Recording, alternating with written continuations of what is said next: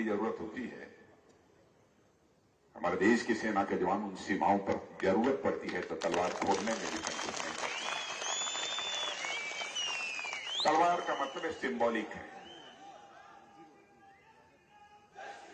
तलवार सिंबॉलिक है, यानी बंदूक चलाने की जरूरत हुई बंदूक चलाएंगे, राइफल चलाएंगे, टैंक चलाने की जरूरत हुई टैंक चलाएंगे, हाथापाई करने की जरूरत हुई तो हाथापाई करने में भी वो पीछे नहीं है।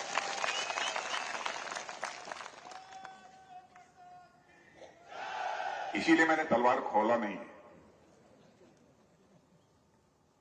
लेकिन बहनों भाइयों, मैं यह अपील करने आया हूं कि हिमाचल प्रदेश का जहां तक प्रश्न है, यह सीमावर्ती राज्य है और आपका पड़ोसी देश कैसा है यह मुझे बतलाने की जरूरत नहीं है। सीमावर्ती राज्य में कभी भी कमजोर सरकार नहीं होनी चाहिए।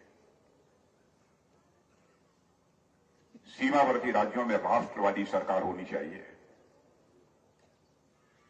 और राष्ट्र की सुरक्षा के लिए चाहे कितना भी बड़ा जोखिम क्यों न उठाना पड़े, जोखिम उठाने की उसकी कलेजे में ताकत होनी चाहिए।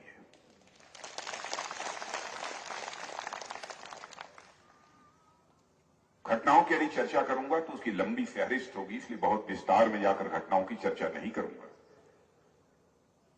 लेकिन हाल में ही जो इंडो चाइना स्टैंड ऑफ हुआ था भारत और चीन के बीच 2020 में, आप लोगों को जानकारी नहीं होगी, लेकिन देश का रक्षा मंत्री होने के नाते मुझे अच्छी तरह जानकारी है इस बात की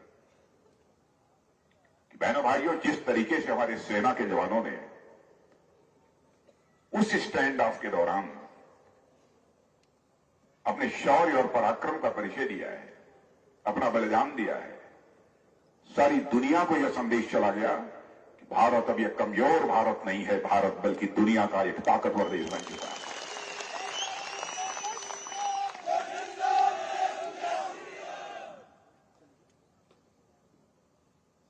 और हमारे हिमाचल प्रदेश के बहुत सारे जवान शामिल थे, क्योंकि समय समय पर मैं जवानों के बीच जाता रहता हूं, चाहे नॉर्थ ईस्ट का क्षेत्र हो, चाहे इधर का हो, लद्दाख का हो, लेह का हो। सीमाओं पर जाना यह हमारी रुचि है। इसलिए समय समय पर मैं उनके बीच जाता रहता हूं। इसलिए मैं कह रहा हूं कि जो सीमावर्ती राज्य होते हैं उनमें एक मजबूत सरकार का, ताकतवर सरकार का यह होना आवश्यक है। आप ये कहेंगे कैसे आप दावा करते हैं कि भारतीय जनता पार्टी की सरकार बहुत ताकतवर सरकार है, दमखम सरकार है। घटनाएं तो बहुत सारी हैं, एक दो घटनाओं की ही मैं चर्चा करूंगा। जम्मू कश्मीर धारा 370 के तहत उसे विशेष दर्जा प्राप्त था, फिर भी पाकिस्तान से आतंकवादी आते थे और हमारे सुरक्षा के जवानों पर कई बार कातलाना हमला करके उनकी हत्या करके चले जाते थे। हुक्मरान बराबर यह दावा करते थे कि इनका मुंहतोड़ जवाब दिया जाएगा, लेकिन हम लोगों की सरकार बनी, हमारे मोदी जी भारत के प्रधानमंत्री बने। मैं उस समय भारत का गृह मंत्री था, स्वर्गीय मनोहर लाल पर्रिकर जी उस समय हमारे रक्षा मंत्री थे। प्रधानमंत्री जी ने हम 2-3-4 लोगों को, राष्ट्रीय सुरक्षा सलाहकार, इन सब सारे लोगों को बुलाया और 10 मिनट के अंदर फैसला कर लिया।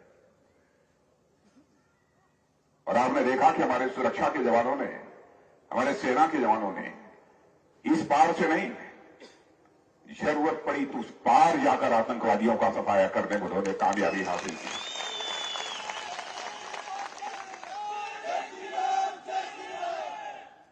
हमने यह साफ संदेश दुनिया को दे दिया कि भारत अब कमजोर भारत नहीं है। हम केवल इस पार से ही नहीं मार सकते, जरूरत पड़ी तो हम उस पार भी जाकर मार सकते हैं। यह भारत के अंदर दमखम है। राजीव गांधी जी ने एक बार कहा था, भाई मैं चाहता हूं कि भ्रष्टाचार रुके, और बोलते हुए उन्होंने यह भी कहा था, क्या करें प्रधानमंत्री थे,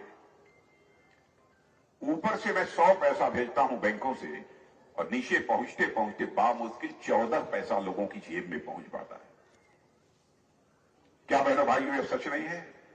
आज हमारे प्रधानमंत्री श्री नरेंद्र मोदी यदि 100 पैसा बैंकों से भेजते हैं तो 100 का 100 पैसा आपके खाते में पहुंचता है, 1 पैसा भी इधर उधर नहीं होने पाता। भ्रष्टाचार भाषण देकर समाप्त नहीं किया जा सकता। भ्रष्टाचार यदि समाप्त करना है तो सिस्टम में, व्यवस्थाओं में बदलाव लाना पड़ेगा। अब व्यवस्थाओं में बदलाव लाने का काम हम लोगों ने किया है। आप में से बहुत सारे लोग किसान ही होंगे ना, किसान ही हैं ज्यादातर लोग। 6,000 रुपया बैंक खाते में पहुंचता है कि नहीं हर साल? तो आज सुन लीजिए, 6,000 तो मिलेगा ही हमारी यहां सरकार बनने के बाद, 3,000 राज्य सरकार की तरफ से और आपके खाते में जाएगा। अब हमारे गरीब परिवार की महिलाओं को 3 मुफ्त में गैस सिलेंडर मिलेगा, 3 मुफ्त में। यह भी हम लोगों ने तय किया। और मैं देख रहा हूं कि हिमाचल में आता हूं तो बहुत सारी माताएं बहनें सार्वजनिक सभाओं में बड़ी संख्या में बैठी रहती है। और मैं बताना चाहता हूं, अब आपके दिन आ गए हैं। सरकारी नौकरियों में आपको 33% का आरक्षण मिलेगा, 1/3। हमारी सरकार दूर की देखने वाली है, क्योंकि केवल पुरुष ही स्वावलंबी बनेगा तो भारत एक उन्नत भारत, विकसित भारत, सशक्त भारत नहीं बन सकता। पुरुष के साथ साथ महिलाओं को भी सशक्त बनना पड़ेगा, स्वावलंबी बनना पड़ेगा। इस सोच के आधार पर हर के पीछे एक सोच होती है। ऐसे ही खैरात नहीं बांटती हमारी सरकार। हमारे चैनल को लाइक, शेयर और सब्सक्राइब जरूर करें और नई अपडेट्स के लिए बेल आइकन दबाना ना भूलें।